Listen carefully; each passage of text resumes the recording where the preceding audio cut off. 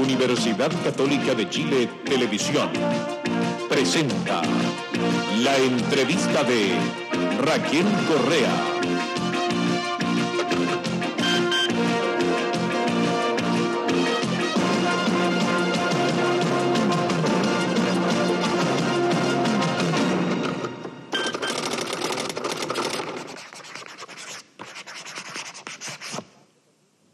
Muy buenas noches.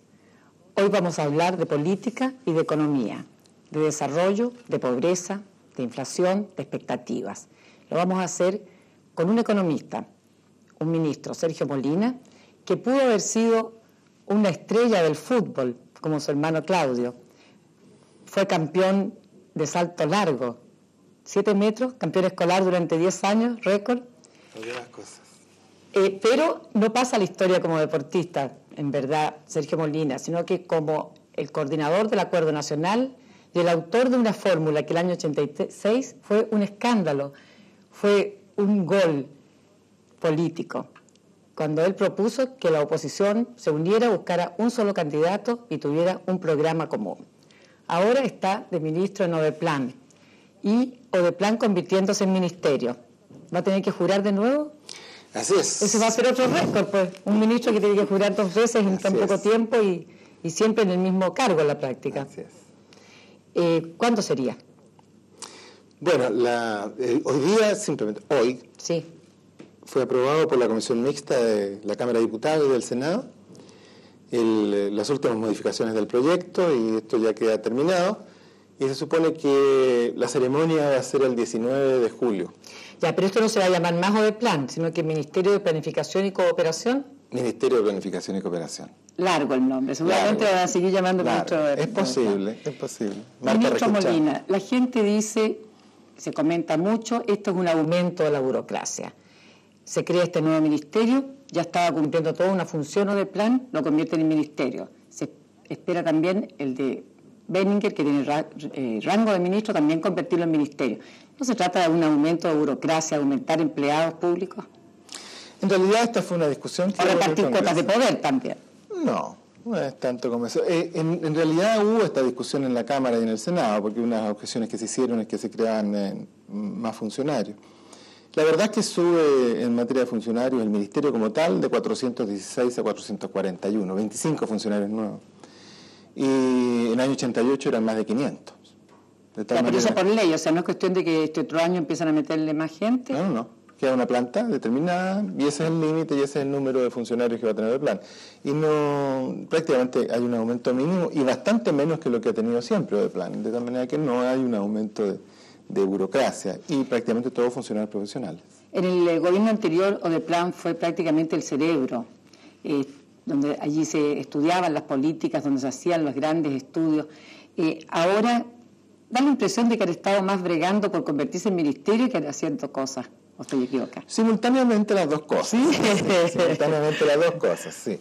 En realidad el plan ha tenido altos y bajos. Hubo un tiempo que fue en el gobierno anterior un ministerio muy activo. Y nosotros pensamos que va a ser un ministerio muy activo. Y ha sido ya muy activo. Entre otras materias nosotros hemos seguido con la evaluación de todos los proyectos del sector público. Es una cosa que es permanente, ¿no?, del plan. Y ahora nos vamos a preocupar de preferencia de los temas de pobreza y los temas sociales, que también se preocupó en el futuro, en el pasado, claro, que ahora vamos nosotros a poner un énfasis grande en ese tema de la pobreza y de las políticas sociales. Y además en lo regional, que es una cosa muy importante, este país requiere desarrollarse equilibradamente en todas las regiones. Al convertirse Odeplan en ministerio, hecho y derecho, ¿se le restarán atribuciones a la Secretaría de Desarrollo Regional, que dirige el socialista Gonzalo Madler, que ese es uno de los comentarios políticos que se crean? Claro, ese fue un comentario político. En realidad no, estamos muy claros qué responsabilidades tenemos uno y otro. Un tema es la planificación, la elaboración de los proyectos, la evaluación de los proyectos que se hagan en las regiones, y otro tema es quién financia los proyectos, quién se ejecuta los proyectos, quién controla los proyectos, que es toda responsabilidad de la Subsecretaría de Desarrollo. Usted se ha declarado muy partidario de la regionalización, del desarrollo regional. A ese propósito quisiera preguntarle si está de acuerdo con que el Congreso siga funcionando en Valparaíso. Yo sé que el Ejecutivo no ha tomado parte de este cuento, pero usted ha tenido que ir varias veces a defender su proyecto. He sido un participante activo en las sesiones del Congreso, pero no voy a dar opinión sobre esta materia. porque el presidente ya lo ha dicho y yo obedezco, que este no es un tema en que nosotros nos debemos inmiscuir, en una responsabilidad del Congreso. Bueno, eso es su derecho de no contestar. Ahora, yo quiero preguntarle si usted, siendo economista y habiendo sido ministro de Hacienda del presidente Frei, ¿no habría preferido ser ministro de Hacienda también en este régimen? Francamente, no. No.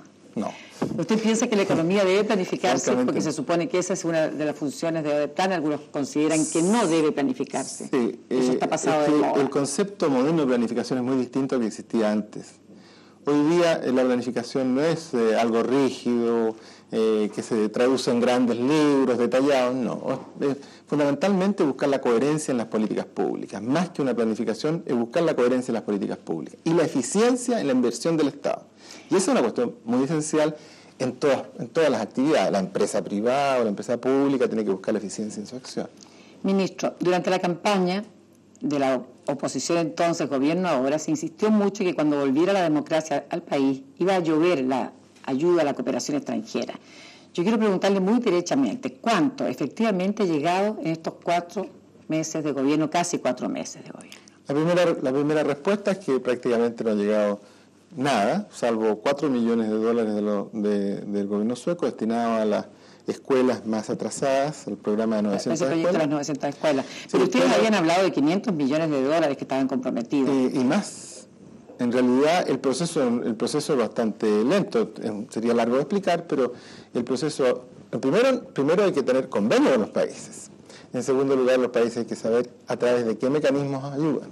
En tercer lugar, uno tiene que presentar proyectos detallados para que los países puedan aprobarlo. Entonces, este es un proceso que toma un tiempo. En algunas oportunidades toma un año o más para financiar un proyecto complicado. Pero van a llegar los recursos de este año. Usted ha dicho que 15 países han comprometido ayuda a través de la Agencia de Cooperación Internacional. Yo quiero saber concretamente cuántos millones de dólares suman esos compromisos. Por donaciones, los compromisos por donaciones, ¿sí?, son alrededor de 150 millones de dólares, y los compromisos que podrían llegar en crédito, si Chile está dispuesto a usarlo y si hay proyectos suficientes para eso, suman alrededor de 1.250 millones de dólares. A ver, sume usted, que es economista. Bueno, 150 son donaciones, por eso lo coloqué separado. Y lo otro es préstamos blandos, que son condiciones muy fáciles. Pero amarrados. Sí, para comprar en los países. No es una filantropía. O sea, es aumento de deuda. Esa parte sí, claro. Los 1.250 aumento de deuda, pero a 20 años, con 10 años de gracia, a 3% de interés. Ese es el tipo de crédito de cooperación. Y la otra parte es simplemente donación. Ahora, eso no es una novedad absoluta, o es un avance espectacular, diría usted, en relación a los ingresos que el país ha estado recibiendo por aportes extranjeros en préstamos. No, es una novedad del punto de vista de que Chile no ha tenido en el pasado este tipo de créditos. Esa es la novedad. En cuanto a montos, Chile ha tenido más créditos que eso a través de organismos multilaterales de crédito, fundamentalmente el Banco Mundial y el Banco Interamericano, que van a seguir operando con créditos a Chile. Ahora, estos dineros de los cuales usted está hablando, ¿se han conseguido y se van a canalizar a través de Odeplan? Se van a canalizar hacia proyectos públicos o privados. Odeplan es el elemento articulador que busca, ¿no es cierto?, los proyectos a través de los ministerios y los calza con las condiciones de la cooperación internacional. Pero no es Odeplan el que ejecuta, sino que articula. Pero Odeplan tiene que evaluar la rentabilidad social de los proyectos, ¿verdad? De todos los proyectos. De todos los proyectos. Entonces, ahí uno un poco se pregunta si no termina siendo un poco juez y parte. No, porque... ¿Se consiguen los dineros? ¿Evalúa los proyectos? Sí, se consigue los dineros. ¿Y reparte las platas? No. Se consiguen los dineros, una parte, entonces se gestionan los dineros. Por otra parte, se genera en el sector o en el ministerio correspondiente el proyecto. Odeplan evalúa el proyecto técnicamente. Y después pasa a una etapa de financiamiento donde el ministro de Hacienda tiene la última palabra. Ya, o sea, usted en la práctica va a estar subordinado al ministro de Hacienda. En definitiva, la condición financiera la determina siempre el ministro de Hacienda. Y a veces el ministro de Hacienda está subordinado al Banco Central. No sé. Bueno, en definitiva, ¿no es cierto? Si los créditos que vienen al país no se pueden endeudar a cualquier monto. Entonces el ministro de Hacienda es el que maneja el límite del endeudamiento público. Pero Odeplan creó esta agencia de cooperación internacional para administrar precisamente los recursos. O sea, sí, es una martingala, una manera de torcerle la nariz a la ley que le impide manejar dinero. No. Es específicamente esa función es conocer los mecanismos de financiamiento internacional de carácter bilateral, 15 países, etcétera, y por otro lado, ver qué tipo de proyectos en Chile pudieran cumplir con esas condiciones. Esa es la gestión que hace Odeplan a través de su agencia de cooperación. Y de ahí pasa al punto en que el Ministerio de Hacienda deberá acordar o aprobar o rechazar el financiamiento correspondiente. Ahora, ¿esos recursos irán a dar, como algunos desean y otros temen, a los organismos no gubernamentales, a los ONG? No, la operación de este tipo de operaciones son solamente del sector público o directamente del sector privado. Cuando hay financiamiento a organismos no gubernamentales, es una acción directa de ellos con el organismo de financiamiento externo. No pasan a través de nosotros. Usted hablaba antes que una de las importantísimas tareas de Odeplan es el ataque a la pobreza. Durante la campaña, la oposición entonces y el gobierno ahora denunció o advirtió que en el país existían 5 millones de pobres. ¿Usted no teme que la pobreza aumente ahora, considerando que están creciendo los niveles de desempleo, pocos puntos por ahora, o décimas, pero que significan varios cientos de trabajadores, y la inflación también está creciendo? Bueno, yo creo que eso no va a ocurrir así, primero porque si uno examina las cosas que están haciendo o que ya se han hecho, primero se aumentó el subsidio único familiar de 700 pesos a 1.100 pesos, se aumentó la asignación familiar de 550 pesos a 1.100 pesos. Para algunos tramos, ¿no es cierto? Hasta 50.000 pesos de remuneración. Se aumentó el salario mínimo, ¿no es cierto?, de 18.000 pesos a 26.000 pesos. Se aumentaron las pensiones mínimas y se nivelaron las pensiones, de donde nadie puede ganar en pensiones hoy día menos de 20.700 pesos. La pensión media antigua era de 16.000. O sea, hay una cantidad de acciones que el gobierno está tomando que benefician directamente a una población bastante amplia. Más de 4 millones de personas se benefician con estas acciones concretas de política orientadas a los más pobres. Si uno sacara la cuenta entre lo que le costaría a la persona si subieran los precios por el aumento del IVA, que es lo que se dice, ¿no es cierto?, a una persona que tiene un salario mínimo, le significaría alrededor de 550 pesos en un mes. Ministro, pero está recibiendo 3 veces más que eso, además de los programas de vivienda, los programas de salud y los programas de educación especiales. Los dos hechos que yo le decía, desocupación e inflación, son dos amenazas latentes en la economía que preocupan al gobierno, que preocupan a los empresarios, que preocupan a los trabajadores, que preocupan al país entero. La verdad es que las cifras no son demasiado alarmantes, pero sí son una luz amarilla. En desocupación teníamos casi una desocupación mínima de un empleo pleno, se podría haber llamado un 5% de desocupación en abril. Ya va el 5.6 y se presagia un aumento de eso. Se habla, según las estadísticas de la Central Unitaria de Trabajadores, por ejemplo, que hay miles de trabajadores que están siendo despedidos de su trabajo. Esa es una preocupación real del gobierno, tanto el empleo como el problema de la inflación. Y yo le diría que todas las acciones que el gobierno ha tomado en estos meses están orientadas a que esa luz amarilla no se convierta en roja. Y precisamente a eso va a orientar las políticas del gobierno ahora, a prever una situación que podría ser peligrosa. Pero no le alarma a usted como economista, a ver si se puede sacar la camiseta de gobierno un momento y me habla como economista, que en el primer semestre ya haya un 11% de inflación. ¿No le preocupa? Porque así no han crecido los salarios. Usted me hablaba de las pensiones, no hablaba, pero los salarios y los sueldos no han crecido en esa magnitud. O sea, hay una pérdida. El aumento de salarios reales en el periodo hasta la última fecha es de un 2% de todas maneras real. O sea, a pesar considerando el último IPC de junio. Todavía no es hasta mayo. Claro. Hay un aumento de 2% de los salarios reales. O sea, los salarios reales no han caído, sino que han aumentado. Pero ahora hay una expectativa inflacionaria, ¿no es cierto? Por el aumento del IVA o por lo que sea, el hecho es que el país está en un proceso. El propio ministro de Hacienda anunció que iba a subir la inflación. Eso es. El riesgo de una inflación en Chile, el gobierno está dispuesto a atacarlo de todas maneras, porque lo más peligroso para nosotros sería de que se escapara la inflación. La experiencia de otros países latinoamericanos la conocemos de cerca y es muy dramática. Y eso el gobierno no va a aceptar que se arranque la inflación. Por eso es que está tomando las medidas que está tomando. Esto es como un símil, un ejemplo de una persona que está enferma, ¿no es cierto?, y que tiene síntomas de enfermedad. Bueno, tiene que tomarse un remedio luego, porque si no, a lo mejor hay que operarlo. Y eso ya es más grave. Y eso es lo que el gobierno está haciendo. O sea, está dando los remedios adecuados para síntomas que se ven en la inflación y que se veían venir a partir de fines del año pasado, comienzos de este año, la inflación anualizada, que es un término economista, ¿no es cierto? Claro. Que era el 31%. Proyectando los últimos 3 meses, ¿no es cierto? Era más del 30%. Entonces ahora estamos en un 11 y tanto por ciento, cosa que la tarjeta amarilla está puesta, pero aunque se duplicara eso, todavía estaríamos en una cifra del orden del 23, digamos. Ahora, usted, ministro, decía respecto a las mejoras sociales que se han podido determinar, pero el exministro de Hacienda y ex candidato a la presidencia de la República, Hernán Vigi, decía el otro día en un seminario en la Universidad del Desarrollo que la reforma tributaria, que es con la que van a financiar ustedes estas mejoras, tendrá un efecto negativo para las posibilidades de crecimiento del país.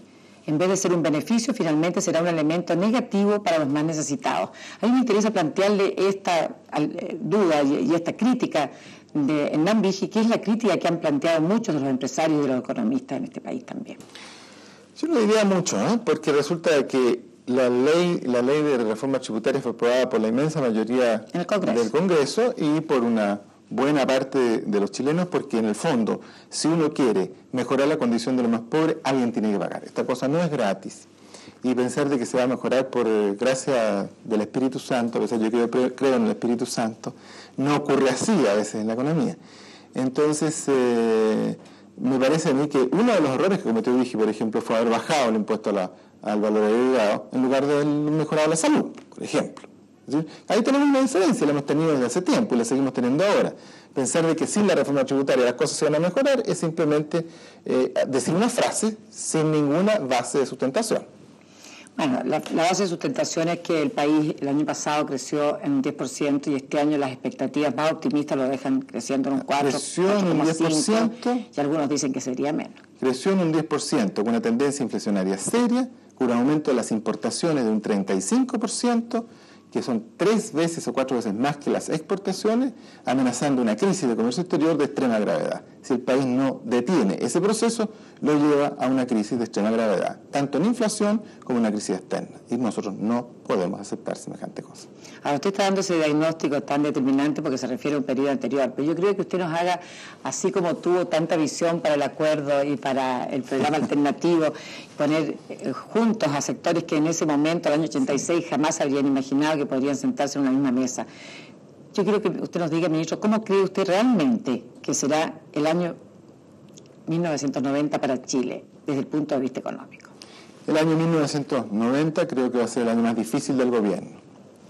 En primer lugar, nos encontramos con esta carrera vertiginosa que el corazón no le iba a dar a este corredor para llegar a la meta y tenía que cuidarse. Y eso es lo que estamos haciendo, cuidarlo para... Parando el desarrollo. Parando un desarrollo que lo lleva al precipicio. O sea, no estamos parando el desarrollo. Lo que estamos haciendo, ¿no es cierto?, es fomentar un desarrollo, pero de acuerdo con la capacidad que el país tiene.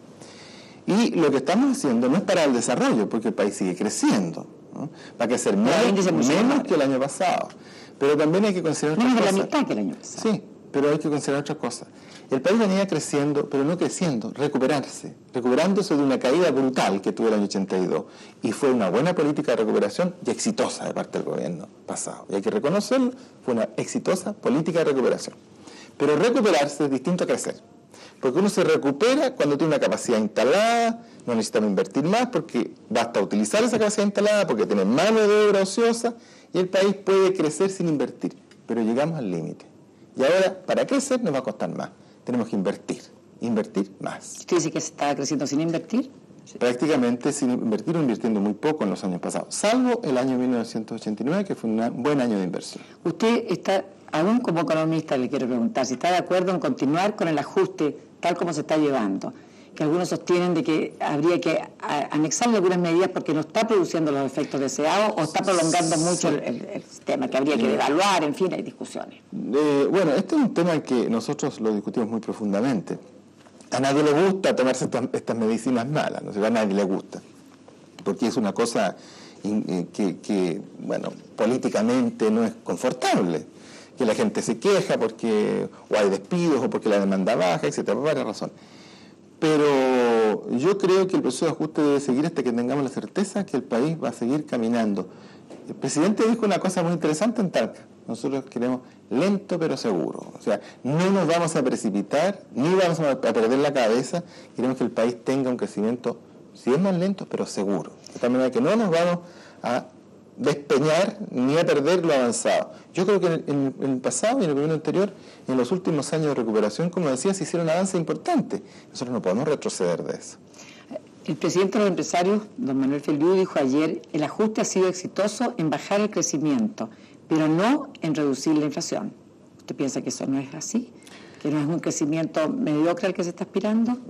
Pienso que el crecimiento de este año va a ser menos de lo que el país es capaz normalmente de tener por el proceso de ajuste.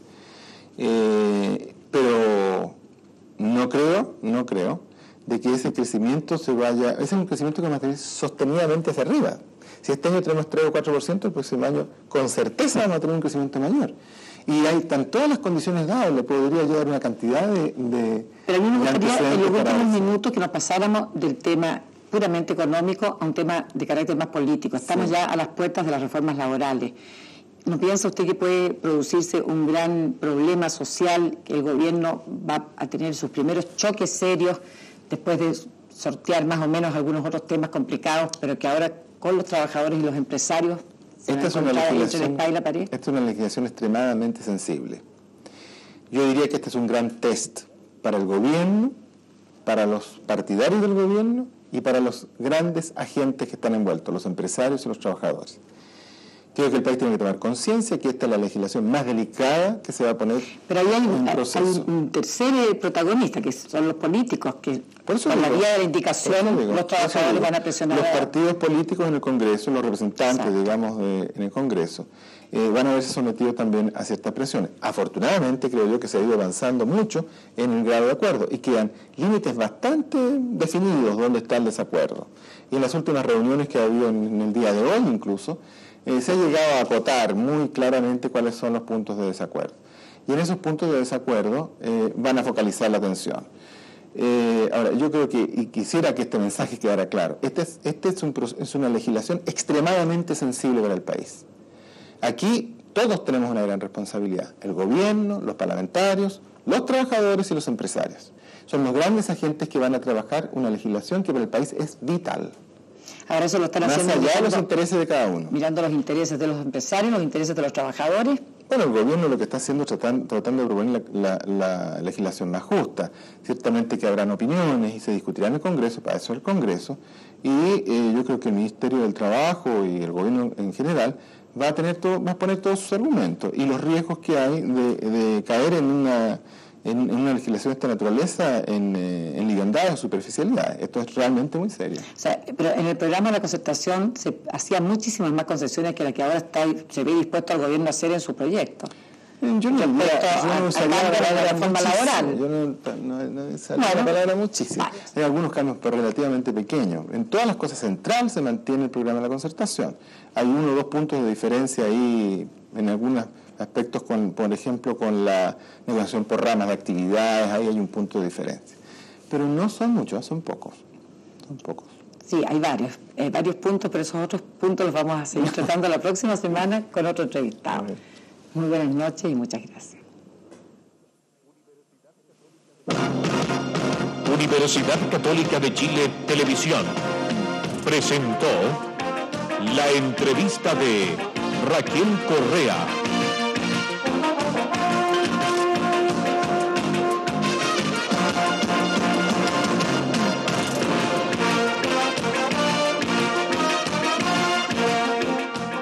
Enseguida, lo mejor del Mundial.